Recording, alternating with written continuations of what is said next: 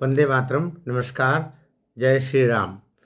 देश की राजनीति में जो उथल पुथल मच रहा है, उस उथल पुथल मचने में सोशल मीडिया के जो इन्फ्लुएंसर है, हम जैसे लोग जो सही बात, खरी बात, जिसका पर्देदारी करने की रिवाज सा चला हुआ था, बड़े लोग इनके बारे में मत बोलो, लेकिन बड़े छोटे की सब चिंताएं मुक्त करके राष्ट्र मेरा सर्वप्रथम, मेरा सनातन धर्म सर्वप्रथम। तो राष्ट्र और सनातन ये दोनों एक दूसरे के पर्यायवाची, इनको ध्यान में रखते हुए अब सही बातें सामने आने लगी है। आपने एक वर्तमान देखा, ये वर्तमान है आजम खान और उनके लड़के जो खुद ही विधायक हैं, अब तो वो चली गई विधायकी, अ, अब्दुल्ला आजम खान, अर्थात पिता आजम खान और लड़का अब्दुल्ला खान, दोनों जेल में, अभी रामपुर जेल में वो 7-7 साल की सजाएं भोगने के लिए अंदर गए हुए हैं। आजम खान के ऊपर तो बहुत सारे और भी ज़मीन हड़पना दुनिया भर का, यहाँ तक कि वो कहा करते कि मेरे ऊपर तो मुर्गी चोरी का भी है। तो मुर्गी हो भी, तो मुर्गी चोरी का होगा। भैंसें चली गई थी उनकी, तो भैंसों को के लिए पूरे उत्तर प्रदेश की पुलिस लगी हुई थी उनकी भैंसें ढूंढने के लिए। तो लेकिन दिन फिरते हैं, तो अभी आजम खान खुद घट्टी पीस है अंदर। ये तो है वर्तमान में जो बात कहना चाह रहा हूँ। आजम खान और अब्दुल्ला खान का क्या कसूर था? अब्दुल्ला खान जो आजम खान का लड़का है, आजम खान ने अपने लड़के के लिए 2 जन्म प्रमाण पत्र बनवाए। पिता के नाते उनके हस्ताक्षर और उनकी संलिप्तता इसमें थी, और उसके आधार पर फिर 2 पैन कार्ड बनवे, उसके आधार पर खाते बने, उसके आधार पर देश से बाहर आने जाने के लिए 2 पासपोर्ट बन गए। तो जन्म प्रमाण पत्र से लेके पासपोर्ट बनने तक संलिप्तता आजम खान की भी पिता के नाते लड़के के साथ पाई गई, अब्दुल्ला खान के साथ। लिहाजा दोनों बाप बेटे 7-7 साल की सजा भी भोग रहे हैं और वो अंदर गए हुए हैं। ठीक, यहां तक एक चैप्टर क्लोज।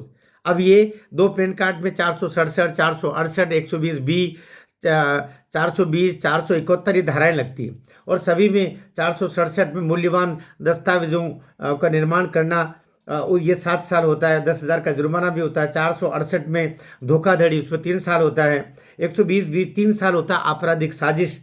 420 होता है धोखाधड़ी, 3 साल अलग से। और 471 फर्जी दस्तावेज बना करके और उनका उपयोग करना। ये कुल मिलाकर के 10, 12, 15 साल का मामला बनता है। कहने को तो 7 ही साल है, लेकिन ये सब सजाएं 7 साल चलती है। तो इसमें अभी अब्दुल्ला और अब्दुल्ला के पिता आजम खान रामपुर जेल में बंद है। ये बीच में कुछ 1-2 महीने के लिए आए थे। 23 नवंबर 2025 को आजम खान बाहर आए, लेकिन 1-2 महीने बाद ही वापस उनको सरकारी घर में वापस 17 नवंबर 2025 को वापस उनको अंदर भेज दिया गया, क्योंकि तब तक दूसरा आदेश आ चुका था। ये 2 पैन कार्ड, 2 जन्म प्रमाण पत्र और 2 पासपोर्ट वाला, तो अंदर अभी गए हुए हैं दोनों ही। बेटा तो अंदर ही था, बाप को भी वापस अंदर डाला। अब इसमें कोई योगी आदित्यनाथ नहीं कर रहे हैं, इसमें कोई मोदी नहीं कर रहे हैं, इसमें कोई अमित शाह नहीं कर रहे। कानून अपना काम कर रहा है। आपने अपराध किया है, आपको सजा भोगनी होगी। ये है वर्तमान। अब मैं बता रहा हूं भविष्य। भविष्य है राहुल गांधी भी इसी तरीके से अंदर जाने वाले हैं, और ये अभी ट्रायल चल रहा है एक तरीके से। ये अभी आजम अब्दुल्ला को लेकर के अब ये वर्तमान दिखाई दे रहा है। भविष्य है ये किसका? राहुल गांधी का, जिनके बारे में अब स्पष्ट हो रहा है कि उनका सही नाम राहुल गांधी है ही नहीं, उनका सही नाम तो राहुल विंची है। तो 1760 सवाल और भी आ रहे हैं। राहुल विंची नाम है, तो राहुल गांधी नाम से यहां पर सब कुछ कैसे चल रहा है? कुछ डिग्रियां राहुल विंची नाम से कैसे है? देश में जो जो मार्कशीटें कुछ अलग नाम से कैसे बन रही है? क्या 2 पैरेलल तरीके से इनके कोई और बहुरूपिया है जो इनके नाम से डिग्रियां ले रहा है, फर्जी रूप से बैठ रहा है, और वो डिग्रियां इधर से उधर काम कर रही है? तो बड़ा ही गड़बड़ झाड़ा है। लेकिन इतना हो गया है कि अभी जो रायबरेली MP MLA कोर्ट में ये अभी एक शिशिर का विघ्नेश शिशिर करके एक कार्यकर्ता है भारतीय जनता पार्टी का, बंगलोर का रहने वाला है वो। उसने एक आवेदन लगाया है। बंगलोर के ये भाई हैं जिनकी तरफ से ये लगा है, विघ्नेश शिशिर की तरफ से, कि राहुल गांधी के पास 2 पासपोर्ट हैं, भारत का पासपोर्ट भी है, ब्रिटेन का पासपोर्ट भी है। साथ ही उनके उनके द्वारा कई जानकारियां, गुप्त जानकारियां नेता प्रतिपक्ष के नाते और सांसद होने के नाते, क्योंकि 20 साल से वो सांसद है, कई सारी गुप्त जानकारियां शत्रु देशों को दी गई। शत्रु देश कौन है? चीन, पाकिस्तान, कुल मिला के तो शत्रु देश है। अमेरिका भी, अमेरिका कौन सा आपका हितैषी? वो सरेआम आपको डपट रहा।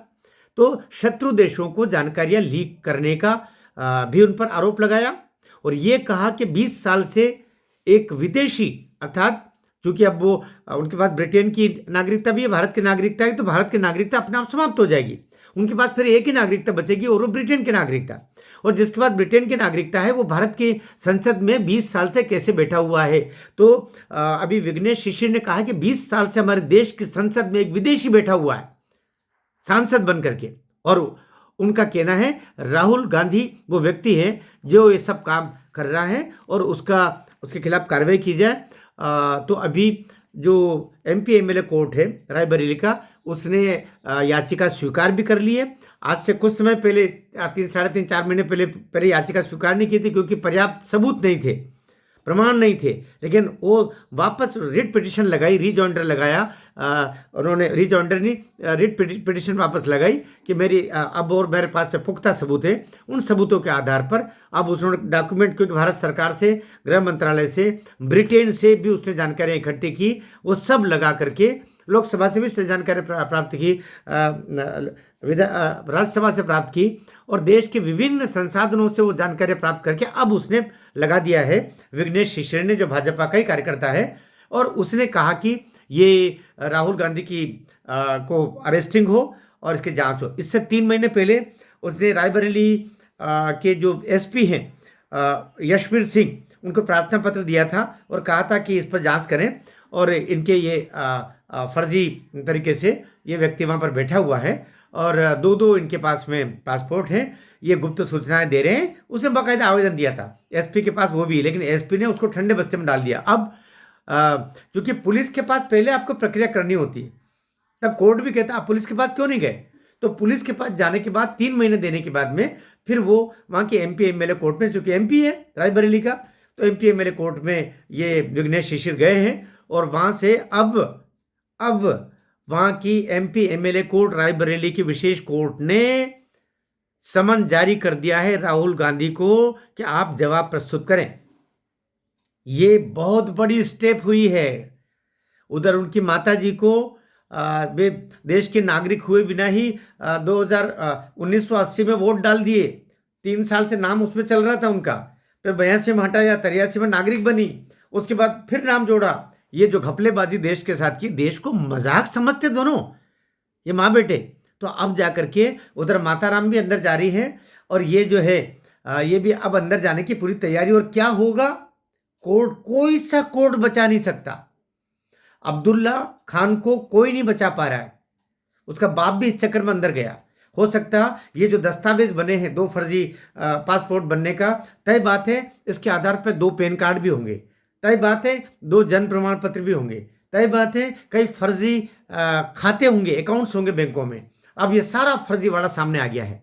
तो अब जो मामला है, ये मामला, इसलिए अमित शाह कहते हैं ना, वो फूंक फूंक के काम करता है, गरम गरम कोई चीज़ नहीं खाता, होंठ जलते, मुंह जल जाता है, बड़ा ठंडा करके फूंक मार मार के। क्योंकि उसको कभी जिला बदर करवाया था ना अमित शाह को, और तुमसे जो मन पड़ता था वो भी मोदी के खिलाफ तुमने किया था ना।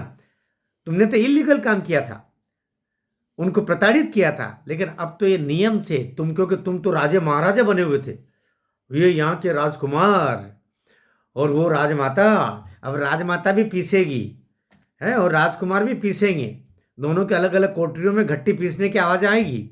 इसलिए अब जो मामला है, ये मामला बहुत गंभीर हो गया है और दोनों के अंदर जाने का समय बिल्कुल तय हो गया है। एक अब्दुल्ला वर्तमान है, दूसरा राहुल गांधी भविष्य में, जो जल्दी ही बाजू की कोठरी में जाएंगे। हो सकता है माताराम उससे पहले ही पहुंच जाए। ये दोनों माँ बेटे पहले ही नेशनल हेराल्ड केस में जमानत पर है, लेकिन देश की अमानत में खयानत करना तो नेहरू खानदान और इन सब के परंपराओं में।